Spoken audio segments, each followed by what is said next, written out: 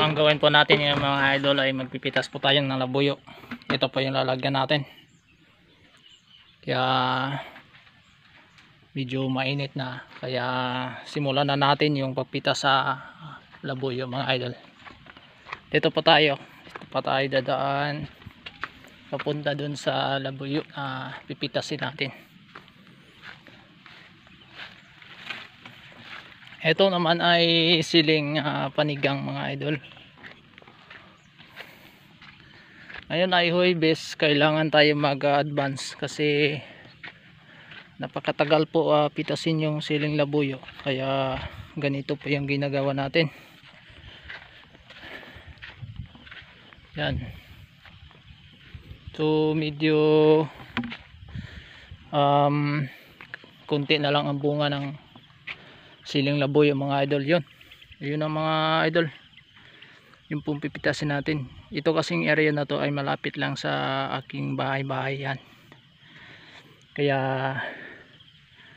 napakabilis lang pag pumunta dito mga idol. Ayun, napakalaki yung mga bunga mga idol.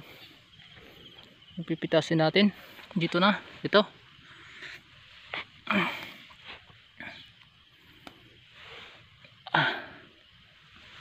Ito lang yung kunin natin, yung mga kulay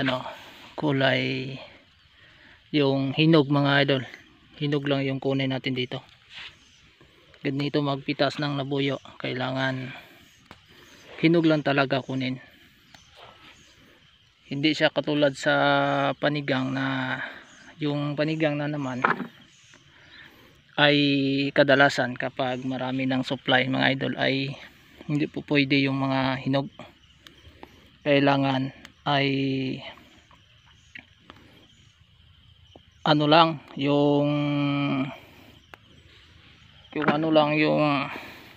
tugas lang yung kunin, wag yung hinog, kasi